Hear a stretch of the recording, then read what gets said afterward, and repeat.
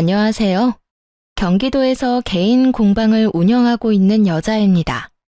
다른 공방들처럼 예약제로 운영하고 있어서 쉬는 날은 자유로운 편인데요. 요즘 들어 부쩍 일욕심이 생겨서 휴무 없이 엄청 달렸습니다. 사실 얼마 전에 이혼을 해서 일부러 잡생각하지 않게끔 일에 몰두한 것도 있어요. 오늘은 큰 마음 먹고 오랜만에 휴일을 만끽하며 제 이야기를 털어놓으려 합니다. 여러분께서도 같이 사연 들어주시고 새 출발을 응원해주시면 감사하겠습니다. 어릴 적 제가 나고 자란 동네는 부잣집 많기로 소문난 곳이었어요. 저희 집은 외제차 여러 대 보유하고 운전기사 고용하고 이런 집은 아니었습니다. 그래도 비교적 여유로운 부모님 덕분에 돈 걱정 없이 좋은 환경에서 살았죠. 성인이 된 이후에는 본가의 땅값이 예전보다 더 많이 올랐더라고요. 그래서 부모님은 집을 팔고 새 아파트로 입주하셨어요. 남은 돈으로는 두 분의 노후를 준비하셨고 그 다음으로는 꽤 오래전부터 소유하고 있던 5층짜리 건물을 제게 선물해 주셨죠. 늦둥이 외동딸이라 그런지 할 수 있는 건 다 해주고 싶어 하셨거든요. 아낌없이 지원받은 만큼 부모님께 조금도 실망스러운 모습 보이기 싫었어요. 하지만 그럼에도 결혼 생활을 억지로 이어갈 수는 없었답니다. 부모님이 주신 5층 건물 중 1층은 처음부터 제 가죽 공방으로 썼어요. 사실 공방이라는 게 수입이 엄청 들쑥날쑥합니다. 부모님 덕에 월세를 받을 수 있어서 그나마 꿈은 지킬 수 있었죠. 어릴 때는 너무 들뜬 나머지 건물주 됐다고 여기저기 자랑하고도 싶었어요. 하지만 부모님은 그 누구에게도 말하고 다니지 말라고 신신당부하셨죠. 그래서 가까운 친구는 물론이고 결혼할 사람에게도 굳이 밝히지 않았어요. 마이너스 재산이 아니라면 알릴 필요는 없다고 생각했거든요. 결혼 전 예비시댁에 인사하러 갔을 때 일이에요. 과일 바구니를 사기는 했지만 여전히 손이 좀 허전하길래 구하기 어렵고 질 좋은 가죽으로 예비 시모의 지갑을 만들어 갔습니다. 장보러 갈 때 쓰는 편하게 들 수 있는 지퍼 달린 지갑을 만들어 드리고 싶었죠. 그런데 예비 시모는 제 선물을 대놓고 안 좋아하더군요. 그래도 센스 있는 예비 신랑이 세상에 하나뿐인 거라며 치켜 세워준 덕분에 다행히도 자존심만은 지킬 수 있었습니다. 예비 신랑뿐만 아니라 형님 될 분도 실력이 대단하다고 칭찬해 주셨고요. 형님은 어떻게 이렇게 귀한 걸 만들었냐면서 자기도 받을 수 있냐고 물으셨어요. 시모에게서 바랬던 반응이 형님에게서 나오자 기분이 좀 이상했죠. 꼭 만들어드리겠다고 했더니 고마웠는지 형님이 그날 하루 종일 잘 챙겨주셨어요. 그때부터 형님만큼은 언제나 내 편이겠구나 직감했던 것 같아요. 시모는 밥 먹는 내내 시큰둥하다가 뜬금없이 부모님이 어디 사시냐고 물어봤어요. 대답하니 땡땡동이면 땡땡 아파트 있는 곳인가 하며 혼자 중얼거리더군요. 맞다고 하니 또 무슨 일 하시냐고 형식적인 질문을 하길래 사업하신다고 대답했죠. 머릿속으론 이 불편한 자리가 언제 끝나나 생각하면서요. 그런데 그때부터 시모의 눈빛이 갑자기 초롱초롱해지더군요. 가라앉았던 목소리도 전과는 다르게 높아졌고요. 게다가 한쪽으로 치워둔 제 선물을 다시 주섬주섬 꺼내보더니 마치 방금 선물 받은 것처럼 지갑 너무 잘 쓰겠다면서 해맑게 웃는 거 아니겠어요? 부모님 배경 듣고 태도가 싹 바뀐 시모를 보며 좀 속보인다 싶었어요. 그나마 식사 자리 다 끝나고 민망해하는 예비 신랑의 사과에 마음을 풀 수 있었죠. 결혼 생활 해보니까 그때 남편을 시원하게 뻥 찼어야 했는데 하고 후회됐어요. 모자란 남편보다 형님이 훨씬 더 든든한 존재가 돼주셨거든요. 시모는 뭐 말할 것도 없이 최악이었네요. 물론 결혼하고 얼마 동안은 엄청 잘해주는 척 했습니다. 그런데 시모의 이중성을 알게 된 이후로 도무지 못 견디겠더라고요. 때는 결혼 후 맞이한 첫 명절날이었어요. 신혼여행 다녀오고 나서 한동안 삶에 치여 바쁘게 지냈기에 공식적으로 처음 시댁에 방문하는 날이었죠. 그날부터 시모의 만행은 시작됐습니다. 똑같은 며느리인데 시모는 민망할 정도로 형님과 저를 대놓고 차별하더군요. 저를 마구 구박했느냐고요? 아니요. 시몬은 형님에게만 일을 시키고 어떻게든 트집을 잡아서 형님만 혼내더라고요. 아이고, 오늘은 그냥 명절이 아니야. 우리 새아가 귀한 새 사람들인 첫 명절이라고. 알지? 너 제대로 해야 한다. 네, 어머님. 평소보다 더 신경 써서 음식할게요. 새아가, 너는 나랑 가서 이야기 좀 하자꾸나. 어머님, 저도 형님 음식하시는 거 도울게요. 어머, 네가 뭘 안다고 그래? 어디 음식 할 줄이나 알고? 처음이니까 너무 애쓰지 않아도 된다. 음식은 첫째가 다 할 테니까 넌 걱정 말아라. 아니, 그래도... 그래, 동서. 난 괜찮으니까 오늘은 편하게 있어. 너무 불편해서 곤란한 얼굴로 형님 쪽을 보자 형님은 웃으면서 괜찮다는 신호를 보내셨어요. 솔직히 그때까지는 진짜 제가 서투니까 시모가 손을 못 대게 하는 건가 싶었거든요. 그런데 지켜보니 그냥 형님과 저를 차별하는 거더라고요. 시모는 음식하는 형님을 가만두지도 않고 툭 하면 거실로 호출했는데 형님은 짜증 부리는 기색 한 번 없이 온화한 웃음을 지으셨어요. 거기다 시모는 저는 우리 새아기 하면서 부담스럽게 부르면서 형님은 그저 예 라고 차갑게 부르는 거 있죠. 예, 너 잠시 여기 좀 와보렴. 네, 어머님. 뭐 필요하세요? 기름 냄새가 온 집안에 퍼지니까 속이 너무 안 좋구나. 요한마트 가서 콜라 몇 병 좀 사와. 어머님, 그럼 매실을 타드릴까요? 콜라보다 더 건강에 좋을 거예요. 아니, 넌 내가 콜라 얘기하는데 무슨 매실 타령이니? 아유, 지겨워 정말. 새아가, 쟤는 항상 저렇게 시험인 날 가르치려 든단다. 그냥 콜라 사오기 싫으면 싫다고 해. 에이, 어머님, 아직도 저를 모르세요? 콜라 사오기 싫으면 싫다고 솔직하게 말씀드리죠. 냉장고에 매실청 한가득 있길래 한번 말씀드려 본 거예요. 그럼 얼른 가서 사올게요. 어머머, 너 보자 하니까 정말. 지금 새아가 앞에서 나 약 올려? 형님, 어머님, 제가 얼른 가서 콜라 사올게요. 형님 혼자서 계속 고생하고 계신데 저는 아무것도 안 했잖아요. 심부름이라도 하게 해주세요. 그럼 그럴래, 동서? 고마워. 처음에는 형님이 시모에게 꼼짝 못하는 줄로만 알았거든요. 그런데 다행히도 할 말은 다 하고 계시더라고요. 응? 아유, 어쩜 착하기도 해라. 예, 네 동서 마음씨 예쁜 거 봐라. 우리 둘째가 신부감은 잘 골랐어, 정말. 어머, 어머님, 그런 말씀하시면 장남이 서운해할걸요? 제가 다 잃을 거예요. 으유, 내가 뭐 말을 못한다. 남들은 아무것도 모르고 착한 맏며느리를 잡는다고 하는데 아주 억울해 죽겠어. 그럴 리가 있나? 내가 오히려 당하는 입장이구만. 사실 제 눈에는 시모가 못살게 구니까 형님도 맞받아치는 걸로 보였어요. 하지만 시모는 자기가 피해자라고 하소연하면서 형님을 엄청 흉보더라고요. 부엌으로 가려고 일어나기라도 하면 냅다 제 손을 붙잡고 안 놓아주더라니까요. 아무튼 콜라를 살 겸 남편에게 SOS를 치려고 마트에 혼자 갔습니다. 새벽부터 가까운 낚시터에 시부랑 아주버님, 남편이 낚시를 하러 갔거든요. 순간 너무나도 불공평하다는 생각이 들었죠. 여자들은 열심히 일하는데 남자들은 놀고 있는 이 상황이 말이에요. 여보, 언제 오는데? 빨리 와. 좀 걸릴 것 같은데. 혹시 무슨 일 있어? 어머님 때문에 나 너무 불편해. 나만 여기 두고 낚시하러 가니까 재밌니? 웬만해서는 무슨 일이 생겨도 흥분하거나 목소리를 높이지 않는데요. 그런 제가 전화 받자마자 소리치니까 남편은 단번에 눈치채고 금방 오겠다고 했어요. 남자들이 도착하자 시모는 언제 놀았냐는 듯 팔을 걷어붙이고 일을 하더군요.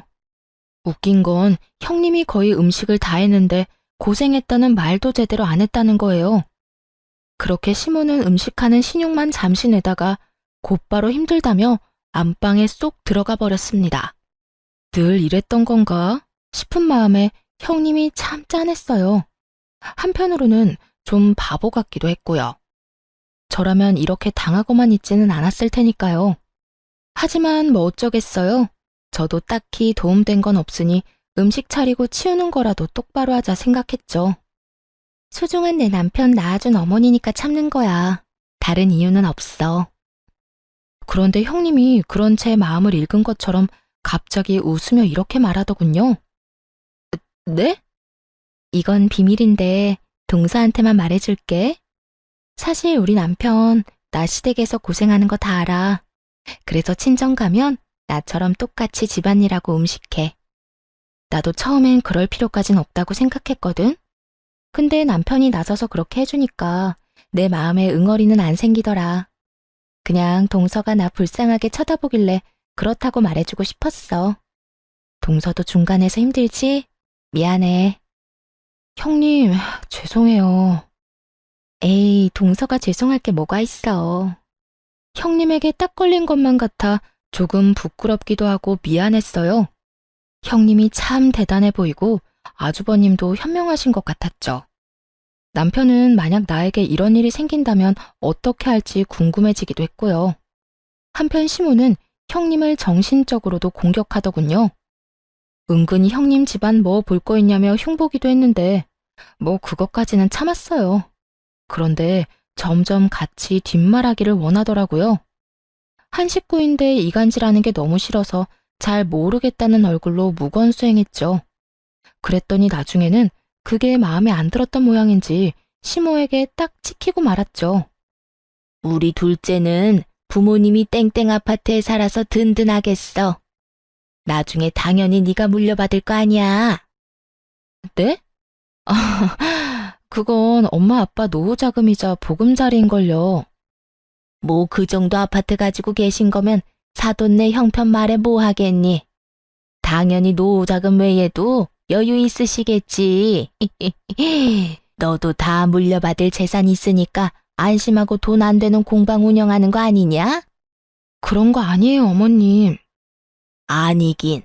나한테는 솔직히 말해도 된다. 처음에 솔직히 너도 공방하고 아들도 식당 하니까 내가 많이 걱정했거든. 한 명이라도 수입이 일정해야 하는데 둘 다 들쭉날쭉 고정적인 수입이 없잖니. 그런데 새아가 친정이 넉넉해서 얼마나 다행인지 몰라. 그 말에 남편을 노려보자 남편은 오히려 으쓱한 눈치더라고요. 전혀 좋게 안 들렸는데 남편은 자기 장가 잘 갔다는 칭찬으로 들었나 봐요. 아이고, 크네. 너는 친정 부모님 안녕하시다니? 나는 평범해도 너무 평범한 네 친정 때문에 내가 며느리 복 없는 줄로만 알았잖니. 새아가 들어오고 나서야 나도 며느리 복 있는 걸 알았지. 넉넉한 며느리 둘이 들어왔으면 나도 노후 걱정은 없었을 텐데. 말해 뭐하니? 입만 아프다. 으휴. 이번에는 형님도 기분이 상하신 것 같았어요. 아까처럼 대답하거나 온화한 웃음을 짓는 대신 그저 입을 꾹 다무셨거든요. 분위기를 망치기 싫어서 억지로 참는 눈치였죠. 그런데 속이 뻥 뚫리게 시원했던 건 아주버님의 말이었어요. 어머니, 제가 태어나 가장 잘한 일이 이 사람이랑 결혼한 거예요. 매년 조상님들 드시라고 제사 음식 해온 게 누군데요? 어머니 노후는 못 챙겨도 조상님들 사후는 이 사람이 챙기고 있잖아요. 나중에 엄마 돌아가시면 제사 안 지내도 돼요? 아들, 말을 왜 그렇게 무섭게 하니? 그럼 어머니는 왜 그렇게 말을 밉게 하세요? 아주버님의 말에 시모는 깨갱하고 그 앞에서는 더 이상 별말 못했어요. 대신 뒤에서 형님을 더 괴롭혔죠. 차례상 녹그릇이며 다 같이 먹은 식사 그릇까지 혼자 설거지를 다 하라는 둥. 친정에 아주버님 먼저 보내고 집안일 돕고 가라는 둥. 형님에게 이것저것 시키며 무슨 가정부 고용한 사람처럼 굴었습니다. 단순히 며느리에게 일을 시키는 게 아니라 모욕감을 주려고 하는 듯 보였어요. 아가, 우리 둘이 남자들 사우나 다녀올 동안 명절 특선 영화나 보자꾸나. 과일도 같이 먹을까? 뭐 좋아하니? 어머님, 그럼 저 형님 도와드리고 형님이랑 같이 올게요. 먼저 과일 드시면서 편하게 영화 보고 계세요. 뭐하러 그러니? 너 지금 착한 척 하는 거니? 이 집 보는 사람도 없는데 굳이 안 그래도 된다. 네? 착한 척이 아니라요, 어머님. 녹그릇이 많이 무겁기도 하고 형님 혼자 설거지 하시기엔 양이 너무 많잖아요. 음식도 형님이 다 하셔서 제 마음이 불편해서 그래요. 예, 기가 막혀서 참나. 그게 바로 착한 척이야. 너 지금껏 제 고생은 다 시켜놓고 갑자기 돕겠다는 게 무슨 말이니? 내가 예쁘다 예쁘다 해주니까 시어미 말이 지금 웃음니?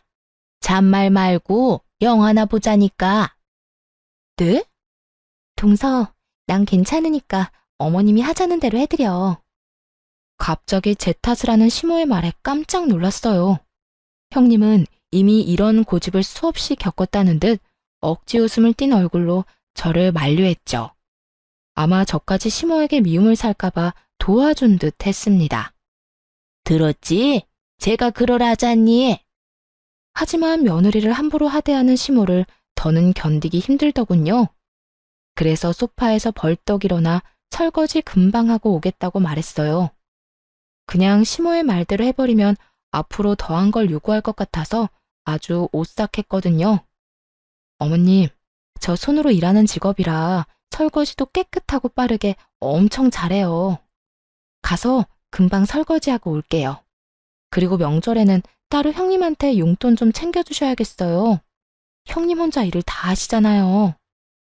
끝까지 입 바른 소리를 하자 시모는 빤히 쳐다보다가 이내 콧방귀를 뀌었어요. 그때부터 은근히 저를 괴롭히기 시작했고요. 형님은 왜 그랬냐면서 걱정했지만 차라리 같이 미움받는 쪽이 나을 것 같았어요. 그런데 예상 밖으로 시모는 시댁을 벗어나서까지 괴롭히려고 들더군요.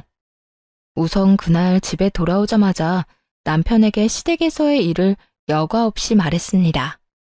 바로 말해놓는 게 나중에 탈이 나지 않을 것 같았거든요. 남편은 곧바로 저를 혼자 두고 자리를 비워서 미안하다고 사과는 했지만 시댁에 자주 갈 일 없으니 한 번만 참아달라는 부탁을 하더군요. 아무리 남편의 잘못이 아니라지만 대충 넘어가려는 느낌이라 영 찝찝했어요. 그래서 되도록 시댁에 가지 않으려고 필사적으로 노력했습니다. 이번 주 주말에 엄마가 한번 오래. 갑자기? 왜? 어? 뭐 아들 보고 싶은데 이유 있으시겠어? 그래? 잘 다녀와. 나도 친정에 다녀와야겠다. 장모님이 당신 보고 오래? 아니? 그런 말씀 없으셨는데?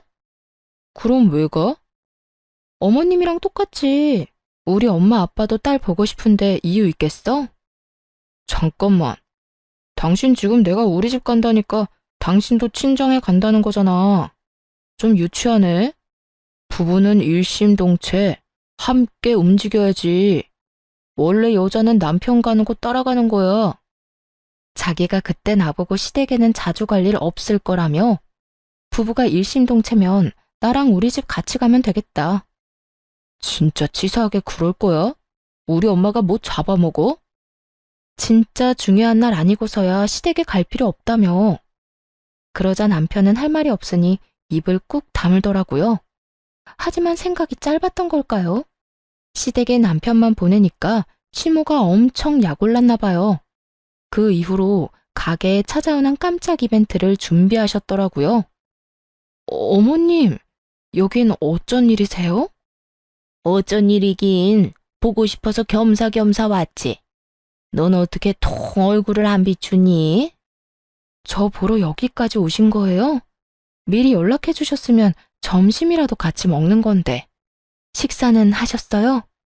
아니, 점심은 먹고 왔으니까 됐고, 너 10분이면 준비할 수 있겠지? 네? 그게 무슨 말씀이세요? 도대체 무슨 말인가 싶어서 도시락 먹다가 밥을 묻히고 서서 멍하니 있었네요.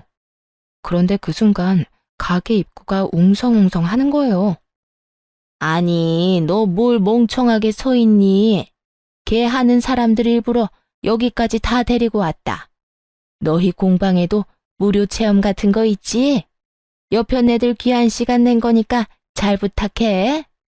그리고 얘, 입소문은 아줌마들 입 통하는 게 제일 빨라. 나중에 손님 많아졌다고 나한테 고마워서 절할 거다 아주. 어쩌죠 어머님? 저흰 그런 프로그램 없어요. 미리 말씀하시고 오시지 그러셨어요. 없으면 만들면 되는 거 아니냐? 시험이 위해서 그것도 못해?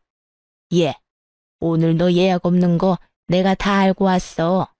인터넷에 검색해보니까 다 나오더만. 어머님, 목요일은 개인적으로 납품할 상품들이 있어서 시간 빼놓은 거예요. 게다가 저 혼자 하는 거라 수용할 수 있는 인원 한계도 있고. 문전박대도 이런 문전박대가 따로 없지. 너 지금 밖에 사람들 서서 쳐다보는 거 안 보여? 정말 날 쪽팔리게 만드는구나. 그냥 한번 그러려니 하고 넘어가면 안 돼? 내가 뭘 알고 데려왔겠니? 다 니 쓰러져가는 공방 홍보하자고 사람들 애써 데리고 왔더니 시모는 말도 없이 개하는 친구들 모두 끌고 와서는 공방 프로그램을 무료 체험시켜달라며 떼를 썼습니다. 문전박대라는 말에 심장이 쿵쾅거려서 결국 개인적인 일정 다 취소하고 최선을 다해 아무렇지 않은 척 밝게 시모 친구들 대접했네요. 나중에 할 말을 하더라도 그 순간은 참기로 했죠. 다 손님들이고 어른들이니 시모가 망신당하지 않도록 최선을 다해 배려했어요. 어머님, 또 이러시면 정말 곤란해요. 어머님 포함 두세 분까지는 미리 말씀해 주시면 가끔 자리 만들어 드릴게요. 그런데 이렇게 막무가내로 사람들 다 데리고 오시면 안 돼요. 참나, 깐깐하게 굴기는. 시모는 결국 고맙다는 말이나 미안하다는 말도 안 했어요. 100번 양보해서 집까지는 올 수도 있다고 생각했지만 일터를 침범하는 건 정말 아니라고 생각했어요. 그런데 다 알고도 남편은 이해하라고 대수롭지 않게 말하더군요. 난 분명히 이야기했어. 어머님, 한 번만 더 공방에 찾아오시면 나도 어떻게 할지 몰라. 중간에서 가만히 있지 말고 당신이 해결해, 진짜. 당신 왜 이렇게 말을 무섭게 해? 시어머니가 며느리 일터 궁금해서 좀 갈 수도 있지. 당신이랑 또 엄마 일로 싸우기 싫어. 좋은 게 좋은 거잖아. 참고 이번만 좋게 넘어가자, 응? 가만 보니까 당신 언제나 어머님 일이면 얼렁뚱땅 넘어가려 하는구나. 말이 전혀 통하지 않는 우유부단한 남편. 그리고 친구들이랑 조만간 또 공방에 갈 수도 있다고 통보 문자를 보낸 시모. 이 둘을 보니 속이 부글부글 끓었습니다. 오죽했으면 친정엄마에게 이혼을 하고 싶다고 상담까지 했다니까요. 엄마, 내가 아무리 남편한테 중간에서 역할 똑바로 하라고 말해도 소용없어. 어머님도 너무 뻔뻔해서 대화가 전혀 안 통하고. 금요일에 이혼 전문 변호사랑 상담해 보려고. 아니, 안싸도는 왜 나서서 조용히 잘 살고 있는 부부 이혼을 조장한다니? 그렇게 안 봤는데 심보가 고약하네. 딸, 우선 딱 3번까지만 참아봐. 그 이상을 넘으면 가차없이 버리는 거고. 일단 엄마가 한번 나서야겠네. 황서방이 지금 무슨 상황인지 알게끔 정신부터 차리게 해줘야겠어. 엄마는 본때를 보여주겠다며 아빠를 데리고 남편이 운영하는 식당에 찾아갔습니다. 물론 시모가 한 것처럼 친구들을 데리고 연락 없이 들이닥쳤죠. 그리고 나중에 속 시원한 얼굴로 후기를 말씀해 주셨는데 아주 쌤통이었어요. 황서방, 나왔네. 장모님? 갑자기 어쩐 일이세요? 어쩐 일이긴, 자네 보고 싶어서 왔지. 미리 연락 주시고 오셨으면 좋았을 텐데. 에이, 이 사람아. 가족끼리 무슨 연락이야. 그냥 오다 가다 들러서 한 끼 먹고 가는 거지. 게다가 황서방 식당은 브레이크 타임도 없지 않나? 그렇긴 한데 보통 이때는 점심 장사 끝나고 숨 돌리는 시간이거든요. 그래도 오셨으니까 제가 금방 맛있게 해드릴게요. 그럼 오늘 밥은 황서방이 사주는 건가? 아유, 장모님, 당연한 말씀을 하세요. 여기까지 오셨는데 사위가 어떻게 밥값을 받아요? 그래? 좀 많이 먹을 것 같은데. 어, 장인어른도 오셨어요? 그럼 나 혼자 왔겠어? 어서들 들어와. 아니, 우리 골프 모임 사람들이 황소방 가게 하도 궁금하대서 다 데리고 왔지. 에? 걱정 마. 저 사람들 중에 유명한 블로거도 있거든? 자네 식당 홍보 아주 잘해줄 거야. 아이고, 우리 사위가 오늘 쏜다네. 먹고 싶은 거 걱정하지 말고 다 시켜. 남편은 열댓 명 정도 되는 부모님 손님들을 대접하다가 아무리 생각해도 보내는지 저에게 전화를 했어요. 정말 너무한 거 아니야? 장모님이랑 장인어른 골프 모임 사람들 다 데리고 식사하러 오셨어. 이 시국에 자영업하는 사위 생각하면 이러시면 안 되는 거잖아. 아니 여보, 식당에 밥 먹으러 가는데 뭐 문제 있어? 문제가 있냐니. 난 장모님 혼자 오신 줄 알고 계산하지 말라고 한 거지. 그런데 갑자기 우르르 몰려오더니 사위가 쏘는 음식이라 선언하시는 거야. 그때부터 사람들 공짜라고 아주 신나서 여러 음식 주문해서 먹는데 아우 저게 다 얼마야 진짜. 아니 우리 엄마도 공짜로 안 먹는데 장모님 장인어른 정말 너무하신 거 아니야? 우리 엄마는 말이야 친구분들 데리고 와도 칼같이 계산하셔. 나도 어머님이랑 어머님 친구분들이 갑자기 공방에 오셨을 때 돈 안 받았어. 열심히 공방 프로그램 체험시켜드리고 선물도 나눠드렸는데 다 무료였다고. 혹시 나 그때 돈 받아야 하는 거였어? 뭐? 아, 알겠어. 그럼 어머님께 입금해달라고 해야겠네. 설마 너 지금 일부러 이러는 거야? 혹시 똑같이 해달라고 장모님한테 부탁했어? 딱히 그런 건 아닌데 신기하게 비슷한 상황이긴 하지. 아이 참 어쩌겠어. 우리가 어른들께 맞춰가야지. 당신이 좀 참아. 좋은 게 좋은 거잖아. 안 그래? 남편과 똑같이 사람 좋은 척 굴자 수화기 너머로 안절부절 못하는 남편의 반응이 느껴졌어요. 황서방, 뭐 하나? 여기서 주문 더 받아야지. 어떡해? 사람들 맛있다고 난리야. 네, 장모님. 집사람이랑 통화 중인데 금방 가겠습니다. 그래, 그래. 아유, 입맛에 맞는지 다들 내일 또 오자고 난리야. 네? 내일 또요? 아, 당신 방금 들었지? 응, 그게 뭐? 어머님도 친구들이랑 또 공방 오겠다고 문자 하셨어. 나는 어머님 모시고 당신은 우리 엄마 아빠 모시면 되겠네. 내가 진짜 잘못했어. 미안해. 엄마한테 당신 공방 앞으로 절대 가지 말라고 할게. 응? 그래? 알겠어. 그럼 고맙고. 그렇게 말해도 들은 척도 안 하던 남편은 자기가 불리해지니 그제야 나서더군요.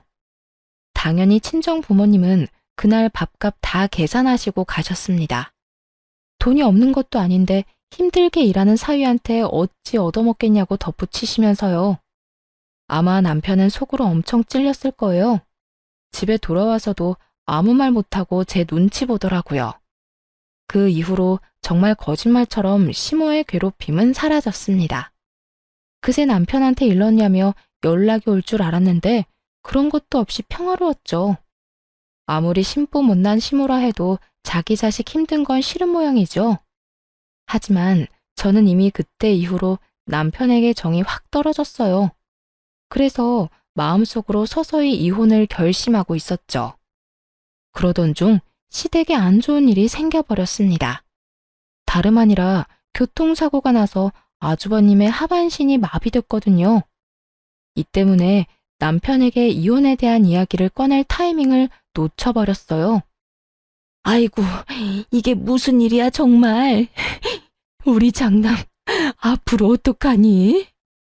어머님, 진정하세요. 진정하게 생겼어? 결혼을 잘못해서 이렇게 치질이 복도 없는 거야. 결혼만 잘했어도 인생 잘 풀릴 사주라고 내 아들이. 그 말을 끝으로 원망스럽게 형님을 노려보는 시모였습니다. 이젠 하다하다 말도 안 되는 이유로 형님께 화풀이를 하더군요. 어머니, 저 괜찮으니까 이제 그만 돌아가세요. 이 사람이 제일 고생하는데 어떻게 그런 식으로 말씀하세요?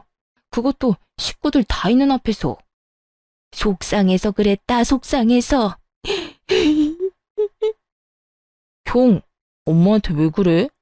힘든 건 알지만 선은 지키자. 지금 네 형수 얼굴 반쪽 된 건 안 보여? 병문안 왔으면 그냥 조용히 있다 가든가. 가족이라는 사람들이 어떻게 이래? 특히 어머니는 그러시면 안 되죠. 이 사람이 그동안 어떻게 했는데? 여보, 진정해. 당신 아직 몸 안 좋잖아. 다들 당장 나가라고요. 가장 힘든 건 다친 아주버님과 비통한 형님일 텐데 그 앞에서도 비인간적으로 행동하는 남편과 시모를 보니 숨이 다 막히더라고요. 어서 여길 벗어나야겠다는 결심을 하고 그때부터 본격적으로 이혼 준비를 했습니다. 그러면서도 형님과 아주버님을 챙기러 병원에 자주 들렀어요. 냉정하게 말하자면 이혼하는 동시에 남이 될 관계였지만 계속 신경 쓰이더군요.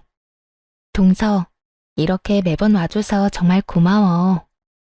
에이, 오다 가다 들르는 게 뭐가 어렵다고요. 그런데 저희 남편이랑 어머님이 병원에 한 번씩 오기는 하나요? 그때 남편이 한 소리해서 기분이 상했나 봐. 차라리 안 오는 게 나은 건가 싶다가도 남편 생각하면 가끔이라도 와줬으면 하는데 그때 이후로 서방님도 어머님도 안 오시네. 그래도 이렇게 가끔 동서가 와줘서 얼마나 힘이 되는지 몰라. 형님, 얼굴이 많이 수척해요. 밥은 잘 챙겨 드시고 계신 거죠? 이럴 때일수록 식사는 거르시면 안 돼요. 그게 사실 동서, 이런 말 꺼내서 정말 미안한데 혹시 병원비 모자라세요? 제가 전부까지는 아니더라도 조금은 도와드릴 수 있어요. 그러니까 너무 걱정하지 마세요. 그 말에 그늘진 형님의 얼굴이 밝아지더니 딱 40만 원만 빌려달라고 하더군요. 고등학생 시조카 수학여행비랑 용돈이 당장 필요한데 병원비 정산하고 이것저것 계산하고 나면 여유가 없었나 봐요. 못 받을 돈이라 생각하고 몇백은 드릴 각오를 했는데 40만 원에 손을 벌벌 떨며 고맙다고 우는 형님을 보고 같이 울었네요. 그런데 동서, 입금이 잘못된 것 같아. 500만 원이 들어왔는데? 아이고, 내가 얼른 다시 입금해 줄게. 형님, 진작 눈치채고 도와드렸어야 했는데 죄송해요. 수영이한테 수학여행 잘 다녀오라고 전해주실래요? 입금은 제대로 한 거 맞아요. 저 만약 형님 없었으면 어머님 심술 때문에 바로 도망갔을 거예요. 형님이 잘해줘서 그나마 버텼는데 아무튼 감사했어요. 형님은 그런 제 말이 이상했는지 혹시 남편이랑 무슨 일 있냐고 물었어요. 그래서 솔직하게 이혼을 준비하고 있다고 말했습니다. 그러자 형님은 깜짝 놀랄 이야기를 했어요. 우리가 어머님 심술 참은 것도 다 이민 가면 안 보고 사니까 그런 거였어. 그런데 갑자기 이런 사고를 당하는 바람에. 네? 이민이요? 응, 그래도 포기는 안 할 거야. 좀 늦춰졌다고 생각해야지. 아직은 우리나라보다 외국이 장애인 복지가 더 좋잖아. 저 사람을 위해서라도 꼭 가야지.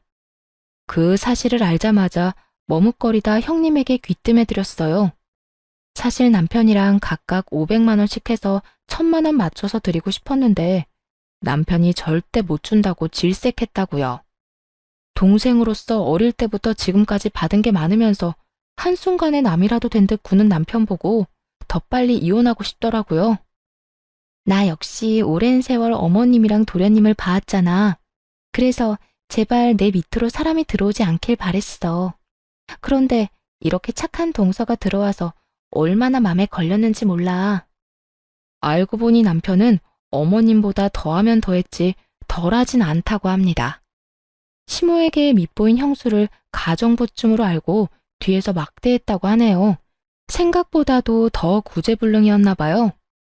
당신이 병원에 뭐하러 가? 나도 안 가는데. 그러니까 당신이 안 가니까 나라도 간 거지. 야, 혹시라도 나중에 친정 식구 아프다고 돈 갖다 바칠 생각하지 마라. 나도 우리 형한테 돈 안 줬으니까 말이야. 뭐? 조금도 안 도와드렸다고? 진짜야. 나 형한테 돈 한 푼도 안 줬어.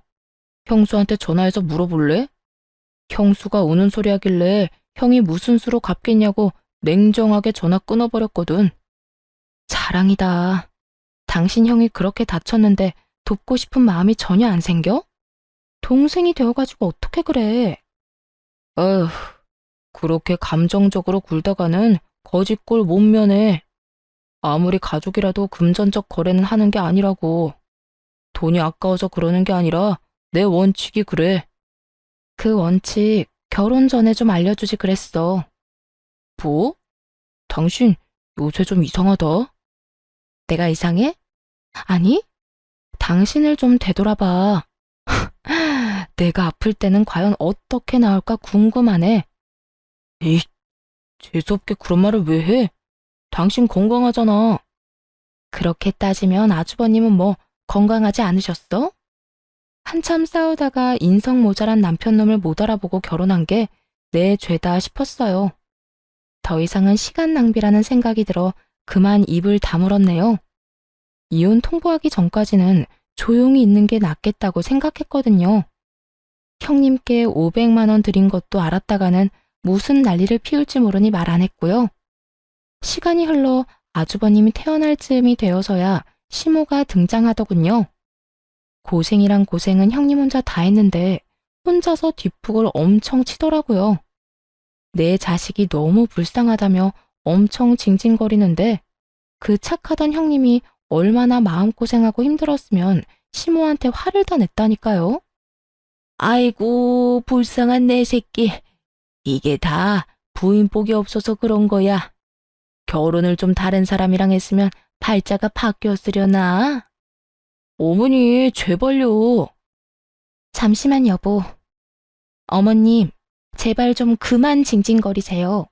지금 제일 힘든 사람이 어머님 같아요? 아니요, 저 사람이랑 저예요. 저도 충분히 힘들다고요. 지금까지 코빼기도 안 보이시다가 퇴원할 때는 또 왜 오신 거예요? 도와주실 거 아니면 이만 돌아가 주세요. 뭐? 너 제정신이니? 지금 그게 무슨 말버릇이야? 어머님, 나중에 후회하실 행동 그만 좀 하시라는 거죠. 언제까지 들들 볶으실 건데요?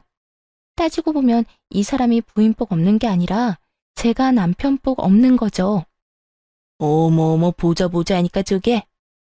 형님의 말에 도저히 참을 수 없어서 웃음이 작게 터졌습니다. 시모가 눈치를 주며 눈을 부라렸지만 아랑곳하지 않았어요. 모처럼 형님의 한 방이 너무 속 시원했거든요. 눈을 씻고 봐도 자기 편이 없는 것 같자 시모는 금방 눈물을 그치고 일어나더군요. 눈물 쇼하러 온 중견 여배우라도 되는 줄 알았네요. 그쯤 되니 정말 아들 걱정은 하는 건지도 의문이었어요. 아주버님은 벙쪄 있다가 웃으면서 형님께 앞으로도 그렇게 큰 소리치라고 했어요. 그런데 인생에 계속 안 좋은 일만 일어나는 건 정말 아니더라고요. 그 해에 사고로 너무 힘들었던 형님네 가족에게 무슨 일이 일어난 줄 아세요? 형님이 산 복권이 1등에 당첨되면서 하루아침에 돈방석에 앉은 거 있죠? 시모는 소식 듣고 내 아들 신분 상승했다며 엄청 좋아했지만 저는 또 형님이 호구처럼 돈이라도 뜯기진 않을까 걱정했습니다. 아니나 다를까 시모는 김칫국부터 마시고 있었어요. 갑자기 연락해서는 저와 남편을 불러서 하는 말이 가관이었습니다. 우리 장남이 태어난 지 얼마나 됐니? 더 빨리 신경 썼어야 했는데 이제라도 다 같이 힘을 모아 한상 대접해야지. 1등 금액이 어마어마하던데 나도 말년에 팔 쭉 뻗고 살겠구나. 뭐하고 서 있어? 얼른 음식 해야지. 네? 제가요? 그럼 내가 하리? 아주버님과 형님을 초대했으니 도와서 음식 좀 하라는데 뭐 이거 해라 저거 해라 말만 해서 거의 저 혼자 다 한 격이었어요. 같이 온 남편도 전혀 도움이 안 됐죠. 힘들지? 그래도 어쩌겠니? 이제는 서열이 아주 달라졌어. 첫째네한테 봉사하면서 살아야지. 그럼 콩고물이 얼마나 어떻게 떨어질지 누가 아니? 맞아. 조금 힘들더라도 자기가 고생해. 그동안 형수 혼자서 다 하던 거잖아. 진짜 엉망진창이네요. 뭐? 그게 무슨 말버릇이야? 아니, 어쩜 엄마나 아들이나 그렇게 염치 없이 구는 모습이 판박이에요? 당신 뭐라는 거야, 지금? 개차반인 시모와 남편에게 질려서 뛰쳐나가려는데 마침 형님이 휠체어 태운 아주버님을 데리고 나타났습니다. 그러자 남편과 시모는 제게 언제 화를 냈냐는 듯 버선발로 형님과 아주버님을 맞이하며 살뜰히 대접하더군요. 형, 왔어? 몸은 좀 괜찮아? 근데 네가 언제부터 내 걱정했냐? 에이, 또 섭섭하게 뭘 그렇게 얘기해.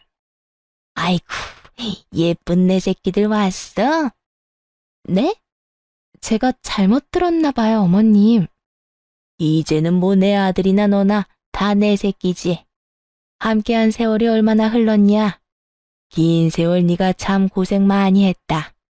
그래도 이렇게 고생 끝에 선물이 오는 법이야. 며느리 복 없다던 어머님이 그런 말씀하시니까 신기하네요. 그나저나 음식은 동서가 다 한 거죠? 응? 뭐, 그렇지. 첫째 너는 이제 편히 쉬면 돼. 동서, 고생했지? 미안해. 아니에요, 형님. 저는 괜찮아요. 형님은 당연히 저 혼자 고생했다는 걸 알아채고 고맙다고 인사하시더군요. 그래서 귓속말로 이게 마지막이라고 형님에게 말해드렸죠. 네가 둘째한테 정 미안하면 윗사람이 용돈도 챙겨주고 그러는 거야. 용돈이요? 네? 아니요, 저 그런 거 필요 없는데요. 둘째야, 너 쓸데없는 자존심 좀 부리지 마라. 그 고생을 했는데 마땅히 용돈 받을만 하지. 그리고 이참에 공방에서 돈 안 되는 일 하지 말고 첫째네 가서 일하는 게 어떻니? 첫째 너희는 이제 사람 부릴 여유는 되는 거 맞지? 가족끼리 돕고 살면 좋잖니. 아주버님네 가서 매주 청소 좀 하고 아주버님 케어를 도우라는 말이었어요. 그 말을 듣자마자 하마터면 상을 다 엎을 뻔했네요. 사람 면전에 대고 무시하는 것도 정도가 있잖아요. 어머님, 제가 어머님 전용 심부름 센터인가요? 아, 또 그놈의 콩고물 때문에 그러세요? 제발 며느리 좀 그만 괴롭히세요. 그런데 문제는 남편이었어요. 아무리 덜 떨어졌어도 그때만큼은 시모에게 화낼 줄 알았는데 오히려 시모의 의견에 수긍하며 제게 그 일을 시키려 들더군요. 엄마가 뭘 괴롭혔다고 그래? 아니, 가정부 할 사람 뭐 따로 있어? 이참에 돈 안 되는 공방 정리하고 좋잖아. 엄마가 당신 생각해서 말한 건데 왜 그렇게 예민하게 굴어? 막말로 우리 형이랑 형수님이 당신한테 힘든 일 시키겠냐고. 정말 미쳤구나. 당장 이혼해. 그동안 수도 없이 이혼 다짐했어. 때 되면 말하려고 참고 또 참은 거지. 돈에 눈먼 남편의 뺨을 때리고 드디어 이혼하자고 선언했어요. 그러자 얻어맞고 분했는지 남편이 달려들려고 했습니다. 사실 그런 상황이 일어날까봐 그동안 조용히 이혼을 준비한 거였어요. 일방적으로 이혼하자고 통보하면 남편이 무슨 짓을 할지 모르니까요. 그런데 그때 휠체어를 탄 아주버님이 남편에게 찬물을 확 부어버렸죠. 야, 너 언제 사람 들래? 아이씨, 형 미쳤어? 너 내가 몸이 이 모양이라서 찬물로 끝난 걸 다행으로 알아. 나 멀쩡했으면 벌써 이 전골에 네 얼굴 박았다. 아, 로또 됐다고 아주 기세등등하네. 결혼했으면 인간이 돼야 하잖아. 양심 없는 건 어머니 쏙 빼닮아서 그런 거야? 아니, 너는 혼낼 거면 네 동생만 야단치지 왜 날 끌어들여? 며느리들 앞에서 창피하게. 창피한 걸 아시는 분이 그동안 왜 그렇게 사셨어요? 저 정말 참을 만큼 참았어요. 그런데 더 이상 이 징그러운 집안에 못 있겠네요. 장남도 복권 당첨됐으니 이제 식구들 등지고 살겠다 이거냐? 두 번 다시 어머니나 저놈이나 보기 싫으니까 알아서 잘 사세요. 저희 곧 이민 가거든요. 그리고 제가 당첨됐나요? 집사람이 당첨된 거죠. 항상 온화한 아주버님이었는데 그렇게까지 역정내시는 건 처음 봤습니다. 곧 이민 간다는 말에 시모는 개거품을 물고 말았죠. 뭐? 갑자기 무슨 이민이야? 한국인으로 태어났으면 한국에서 살아야지. 어미야, 네가 말해봐라. 이게 다 무슨 말이야? 네, 이민 갑니다, 저희. 어머님, 저희 벼랑 끝까지 몰려서 힘들 때 도와준 사람 동서뿐이었어요. 그런데 어떻게 동서한테 대놓고 가정부 운운하세요? 동서, 그때 500만 원 빌려줘서 정말 고마웠어. 수영이 수학여행비에 용돈하고도 많이 남아서 그 돈 감사히 잘 썼어. 식구라는 인간들이 단 몇십만 원도 못 빌려준다고 했을 때 사실 난 세상이 무너지는 줄 알았거든. 그러니까 가기 전에 동서한테 빚은 갚아야지. 빌려준 거 아니고 드린 거라니까요. 안 주셔도 돼요, 형님. 괜찮다고 손사래를 쳐도 형님과 아주버님은 제발 받아달라고 했어요.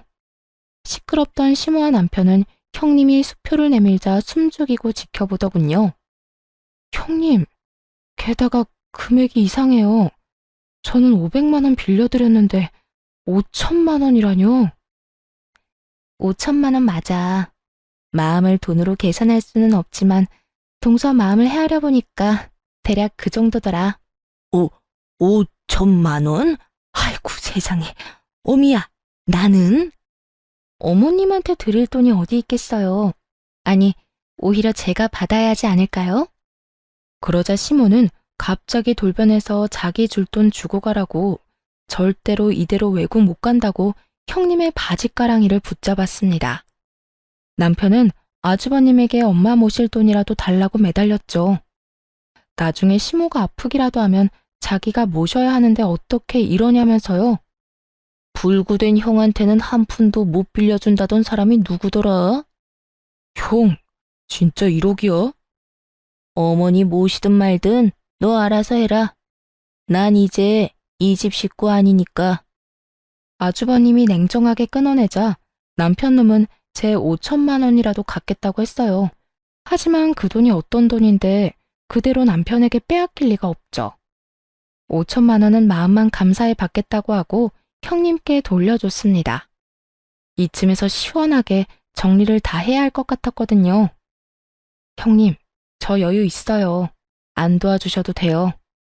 정중하게 거절하자 형님은 혹시 돈이 모자란 거냐며 필요하면 그보다 더 주겠다고까지 하셨어요. 괜찮아요. 사실 공방 있는 건물이 제 거거든요.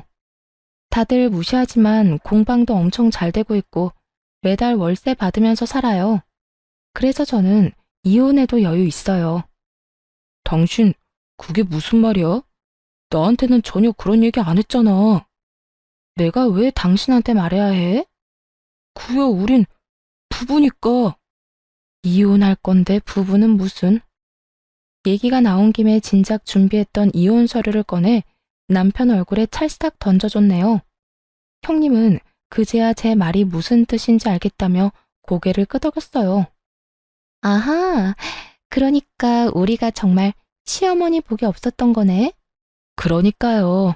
저는 남편 복도 없어서 이쯤 하려고요. 그나저나 어머님, 항상 며느리 복 없다고 우는 소리 하셨었죠? 그런데 알고 보니 복이 분수에 넘쳤던 거네요.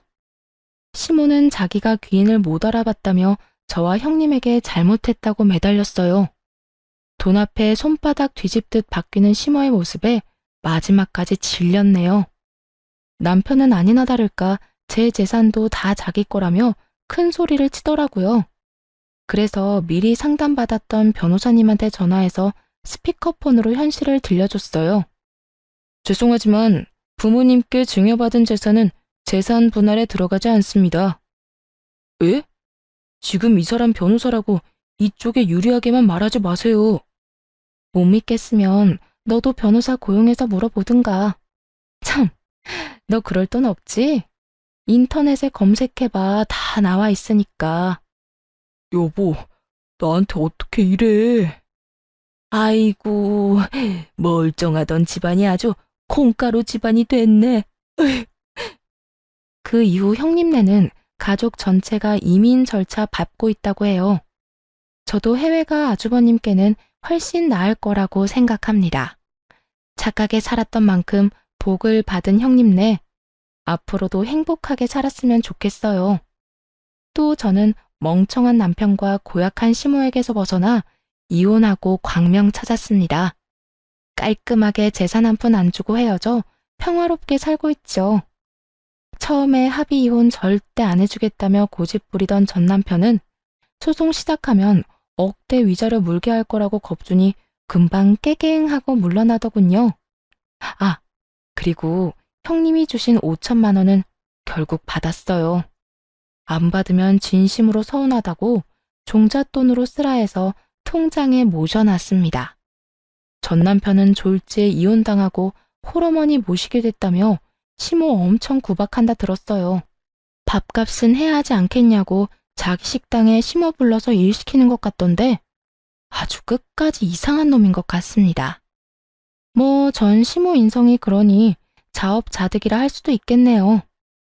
이번 일로 정말 모든 일은 다 부메랑처럼 돌아온다는 걸 절실히 깨달았답니다. 긴 사연 들어주셔서 감사드려요. 좋은 하루 보내시길 바랍니다.